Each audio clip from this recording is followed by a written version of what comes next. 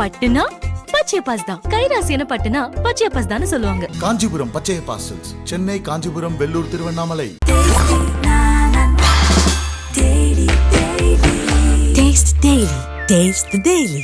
வணக்கம் நண்பர்களே, மின்னம்பலம் டிஜிட்டல் திணைக்கு உங்களை வரவேற்கிறோம். நான் ராகவேந்திர ஆரா. இன்று மே 14ஆம் தேதி பிரதமர் மோடி தான் போட்டியிடக்கூடிய வாரணாசி மக்களவை தொகுதியில் தனது வேட்புமனுவை தாக்கல் செய்திருக்கிறார். அவர் வேட்புமனுவை தாக்கல் செய்த அந்த அதிகாரி, அதாவது வாரணாசி தொகுதியுடைய தேர்தல் நடத்தும் அதிகாரி ராஜலிங்கம் IAS என்ற தமிழ்நாட்டுக்காரர். இன்னும் சொல்லப்போனால் தென்காசி மாவட்டம் கடையநல்லூரை சேர்ந்தவர்தான் ராஜலிங்கம் IAS. அவர்தான் இப்போது வாரணாசி கலெக்டராக இருக்கிறார். அவர்தான் தேர்தல் நடத்தும் அலுவலர். வடகாசி என்று அழைக்கக்கூடிய காசி மக்களவை தொகுதியிலே போட்டியிடக்கூடிய பிரதமர் தமிழ்நாட்டின் தென்காசி மாவட்டத்தைச் சேர்ந்த ஒரு தமிழரிடம் வேட்புமனுவை தாக்கல் செய்திருக்கிறார். இது ஒரு சுவாரஸ்யம் என்றால், மோடி வேட்புமனு தாக்கல் செய்த நிகழ்வில் தமிழ்நாட்டிலிருந்து சிறப்பு அழைப்பாளர்களாக, சிறப்பு விருந்தினர்களாக பாட்டாளி மக்கள் கட்சி தலைவர் அன்புமணி, தமிழ் மாநில காங்கிரஸ் கட்சி தலைவர் GK வாசன் மற்றும் அந்த இந்திய கல்வி முன்னேற்ற கழகத்தின் தலைவர் தேவநாதன் யாதவ் உள்ளிட்டவர்கள் தமிழ்நாட்டிலிருந்து சிறப்பு விருந்தினர்களாக காசிக்கு சென்று கலந்து கொண்டிருக்கிறார்கள். அன்புமணி நேற்று மதியமே காசி சென்று விட்டார். அவரை தொடர்ந்து GK வாசனும் அங்கே சென்றிருக்கிறார். வேட்புமனு தாக்கல் செய்வதற்கு முன்பாக அன்புமணி, GK வாசன் ஆகியோரிடம் பிரதமர் மோடி சிறிது நேரம் கலந்துரையாடி இருக்கிறார் என்று சொல்கிறார்கள். அப்போது மோடி மிகுந்த நம்பிக்கையாக சில விஷயங்களை அன்புமணியிடமும் வாசனிடமும் தெரிவித்ததாகவும் GK வாசனுக்கும் அன்புமணிக்கும் நெருக்கமானவர்கள் நம்மிடம் தெரிவிக்கிறார்கள். ஏன்னு கேட்டிங்கன்னா, கடந்த இந்த ஒரு 2 வாரங்களாக 3 வாரங்களாக இந்தியா கூட்டணிக்கான ஆதரவு இந்திய அளவில் அதிகரித்து வருகிறது என்ற ஒரு தோற்றம் ஏற்பட்டிருக்கிறது. ஊடகங்கள் கூட அதை மையப்படுத்தி பெரிய அளவிலே வட இந்திய ஊடகங்கள் செய்திகள் வெளியிட்டு வருகின்றன. இன்னும் சொல்ல போனால் பிரதமர் மோடி அவருடைய பிரச்சாரத்திலே பல்வேறு, அதாவது தேர்தல் ஆணையம் கண்டிக்கவில்லை என்றால் கூட கண்டனத்துக்குரிய பல்வேறு விதிமுறைகளை மீறிய ஒரு தடுமாற்றம் கொண்ட ஒரு பேச்சாக பிரதமர் மோடியின் பேச்சு அமைந்திருக்கிறது. இதற்கு காரணம் அவருக்கு கிடைத்திருக்கிற அந்த ரிப்போர்ட்டுகள் தான் என்பதுதான் கடந்த 2-3 வாரங்களாக ஊடகங்களில் தொடர்ந்து வந்து கொண்டிருக்கிற செய்திகளாக இருக்கின்றது. இந்த நிலையில் பிரதமர் மோடி காசிக்கு வந்த GK வாசனிடமும் அன்புமணியிடமும் ஒரு தகவலை சொல்லியிருக்கிறார். அதாவது ஊடகங்களில், குறிப்பாக சமூக ஊடகங்களில் இங்கே மட்டுமல்ல அங்கேயும் அப்படி வந்து கொண்டிருக்கின்றன. அந்த வருகின்ற அந்த செய்திகளை பற்றியெல்லாம் கவலைப்படாதீர்கள். இதுவரை 4 கட்ட தேர்தல் நடந்து முடிந்திருக்கிறது. முதல் கட்டத்தில் 102 தொகுதிகளுக்கு தேர்தல் நடந்திருக்கிறது. 2வது கட்டம் 89 தொகுதிகள், 3வது கட்டம் 94, 4வது கட்டம் 96, ஆக மொத்தம் 381 தொகுதிகளுக்கு இதுவரை தேர்தல் நடந்து முடிந்திருக்கிறது. இந்த 381ல் நாம் 240லிருந்து 250 வரைக்கும் வந்துடுவோம். இன்னும் 3 கட்ட தேர்தல்கள் பாக்கி இருக்கின்றன. அதிலே நம்முடைய மெஜாரிட்டி கணக்கு தாண்டி நாமே மீண்டும் ஆட்சி அமைப்போம் என்று பிரதமர் மோடி அன்புமணியிடமும் வாசனிடமும் சொன்னதாக அவர்களை சுற்றி இருக்கக்கூடியவர்கள், அவர்களுக்கு நெருக்கமானவர்கள், இங்கே தங்களுக்கு நெருக்கமான தமிழ்நாட்டில் உள்ளவர்களிடம் அந்த கருத்துக்களை, இந்த மோடி சொன்ன கணக்கை, காசியிலே மோடி சொன்ன கணக்கை பகிர்ந்திருக்கிறார்கள். இதே போல மேற்கு வங்காளத்தில் தேர்தல் பிரச்சார கூட்டத்தில் அமித்ஷா பேசும்போது கிட்டத்தட்ட இந்த கணக்கை ஒட்டி தான் அவரும் பேசியிருக்கிறார். 4 கட்ட தேர்தல்கள் முடிந்திருக்கின்றன. இதில் 280 இடங்களை நாம் பெறுவோம். மீதி உள்ள 3 கட்ட தேர்தல்களில் 400 இலக்கை தாண்டுவோம் என்று அமித்ஷாவும் பேசியிருக்கிறார். ஆக மோடி சொன்ன இந்த காசி கணக்கும் அமித்ஷா சொன்ன அந்த மேற்கு வங்காள கணக்கும் கிட்டத்தட்ட நெருக்கமாகவே இருக்கின்றன என்றும் தகவல்கள் வருகின்றன. இது இந்த பக்கம்.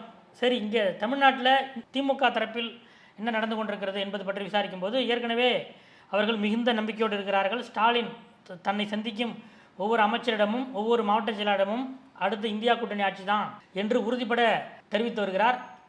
அதற்கேற்ற வகையில் அடுத்த சில காய் நகர்த்தல்களை திமுக இங்கே ஆரம்பித்து விட்டது என்பதுதான் இப்போ லேட்டஸ்ட் அப்டேட். அது என்னன்னு கேட்டிங்கன்னா, தமிழ்நாட்டில் கடந்த 2019ஆம் ஆண்டு எடப்பாடி பழனிசாமி முதல்வராக இருந்தபோது 2019 டிசம்பர் மாதம் ஊரக உள்ளாட்சி தேர்தல் நடத்தப்பட்டது. அதாவது அப்போது 27 மாவட்டங்களுக்கு மட்டும்தான் இந்த தேர்தல் நடைபெற்றது. மீதம் இருக்கிற 9 மாவட்டங்கள், அதாவது அந்த 9 மாவட்டங்களும் அப்போது மாவட்டங்கள் நிர்வாக ரீதியாக புதிய மாவட்டங்களாக பிரிக்கப்பட்டன. இப்போ வேலூர் மாவட்டம் ராணிப்பேட்டை மாவட்டமாகவும் திருப்பத்தூர் மாவட்டமாகவும் 3ஆக பிரிக்கப்பட்டது.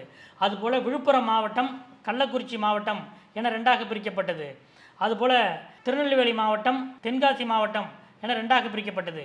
இப்படி வேலூர் 3, விழுப்புரம் கள்ளக்குறிச்சி 2, 5, திருநெல்வேலி தென்காசி 2, 7, இன்னும் ஒரு 2 மாவட்டங்கள் காஞ்சிபுரம் செங்கல்பட்டு, இந்த 9 மாவட்டங்களுக்கும் அப்போது உள்ளாட்சி அமைப்புக்கான அந்த மறுசீரமைப்பு செய்வதற்கு கால அவகாசம் இல்லாததால் அந்த 9 மாவட்டத்தை தவிர்த்துவிட்டு மீதி இருக்கிற மாவட்டங்களுக்கு 2019 அதிமுக ஆட்சியிலே ஊரக உள்ளாட்சி தேர்தல் நடைபெற்றது.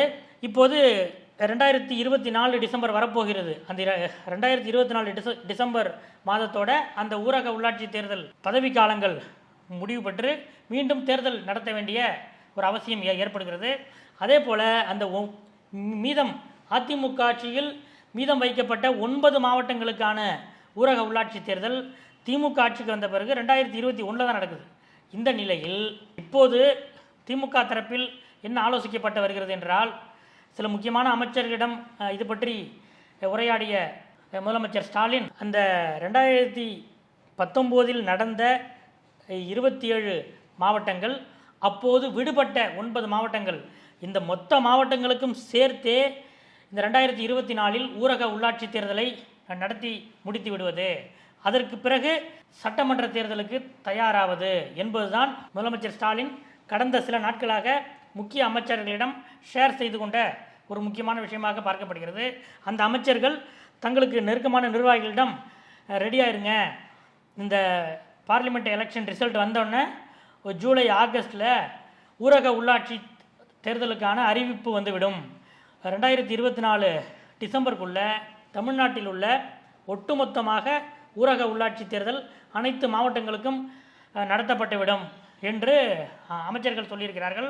அதனால் அடுத்த தேர்தலுக்கு, இப்போதுதான் பார்லிமெண்ட் தேர்தல் நடந்து முடிந்தது, அடுத்த ஒரு 3-4 மாதங்களில் ஊரக உள்ளாட்சி தேர்தலுக்கு தயாராக இருக்குமாறு திமுக நிர்வாகிகளுக்கு முக்கிய அமைச்சர்கள் அறிவுறுத்தியுள்ளார்கள். ஊரக உள்ளாட்சி தேர்தலை பொறுத்தவரை திமுகவிலேயே வேறு சிலருக்கு இன்னொரு கணக்கு இருக்கிறது என்கிறார்கள். அதாவது என்னன்னு கேட்டிங்கன்னா, இப்போது 2019 உள்ளாட்சி தேர்தல் நடந்து முடிந்த அந்த மாவட்டங்களுக்கு 2024 முடிகிறது. இன்னும் மீதம் இருக்கிற 9 மாவட்டங்களுக்கு அது 2026 வரைக்கும் இருக்குது, 5 வருஷம் இருக்குது. அதனால் இவங்க என்ன சொல்கிறாங்கன்னா, இந்த ஏற்கனவே 2019 நடந்து முடிந்த ஊரக உள்ளாட்சி தேர்தலை இப்போதே நடத்தாமல் அதிமுக ஆட்சி பாணியில் அந்த 9 மாவட்டங்களுக்கும் எப்போது முடிக்கிறதுலவா அப்போது இதையும் சேர்த்து தள்ளி வைத்து நடத்தி கொள்ளலாம். அதுவரை அதிமுக ஆட்சியிலே எப்படி அந்த ஸ்பெஷல் ஆஃபீஸர்கள் என்று நியமித்தார்களோ, அதாவது உள்ளாட்சி நிர்வாகிகளை இல்லாமல் நேரடியாக அமைச்சர்களின் நிர்வாகத்திலே உள்ளாட்சி அமைப்புகள் வரும், அந்த மாதிரி ஒரு ஏற்பாடு பண்ணலாமா என்று சில அமைச்சர்கள் விவாதித்து கொண்டிருந்த இந்த காலகட்டத்தில் தான் முதலமைச்சர் என்ன சொல்லியிருக்கிறார் என்றால், அப்படி வேண்டாம், உள்ளாட்சி தேர்தலை 9 மாவட்டங்கள் அது அப்போ வர்றது அதோடு சேர்த்து நடத்த வேண்டாம், அதை முன்னாடி கொண்டு வந்து 2019 எந்தெந்த அந்த 27 மாவட்டங்களுக்கு நடைபெற்றதோ அதை 2024க்குள் நடத்தி முடித்து விட வேண்டும். அந்த 9 மாவட்டங்களுக்கும் இப்போதே சேர்த்து நடத்தி முடித்து விட வேண்டும். அதாவது அதோடு இதை தள்ள வேண்டாம், இதோடு அதை சேர்த்து கொண்டு வந்து நடத்த வேண்டும் என்பதுதான் முதலமைச்சரின் ஒரு எண்ணமாக இருக்கிறது என்கிறார்கள் சில முக்கியமான அமைச்சர்கள். இந்த தகவலை சொல்லும்போது அந்த அமைச்சர்கள் முதலமைச்சர் ஸ்டாலின் என்ன சொல்லியிருக்காங்கன்னா, தலைவரே 2024 இந்தியா கூட்டணி தான் ஆட்சிக்கு வரப்போகுது, காங்கிரஸ் கட்சி போதிய இடங்களில் போட்டியிடவே இல்லை என்பதை பிரதமர் மோடியே ஒரு பெரிய விமர்சனமாக வைத்து வருகிறார். இந்தியா கூட்டணி இந்த முறை வெற்றி பெற்றால் மாநில கட்சிகளின் தலைவர்களுக்கு தான் அதிக முக்கியத்துவம் கிடைக்கும். அதாவது இந்த முறை காங்கிரஸுக்கு உள்ள முக்கியத்தை விட மாநில கட்சிகளுக்கு தான் அதிக முக்கியத்துவம் கிடைக்கும். அதனால் திமுகவுக்கு அப்படி ஒரு முக்கியத்துவம் நிச்சயம் வரும். அப்படி வரும்போது உங்களுக்கு பிரதமர் பதவியோ அல்லது துணை பிரதமர் பதவியோ வந்தால் வேண்டாம் என்று சொல்லிவிடாதீர்கள் என்ற ஒரு வேண்டுகோளை அமைச்சர்கள் முதலமைச்சர் ஸ்டாலினிடம் முன்வைத்து வருவதாகவும் அதை முதலமைச்சர் ஸ்டாலின் ஒரு புன்னகையோடு கடந்து செல்கிறார் என்றும் இந்த திமுகவின் முக்கியமான நிர்வாகிகள் ஒரு தகவலை நம்மிடம் சொல்கிறார்கள். இதுதான் இன்றைய அரசியல் அப்டேட். அடுத்தடுத்த அரசியல் அப்டேட்டுகளை அறிந்து கொள்ள தொடர்ந்து காத்திருங்கள். நன்றி. பட்டுனா பச்சை பாஸ் தான். கைராசியான பட்டுனா பச்சை பாஸ் தான் சொல்லுவாங்க. காஞ்சிபுரம் பச்சை பாசல்ஸ், சென்னை, காஞ்சிபுரம், வெள்ளூர், திருவண்ணாமலை.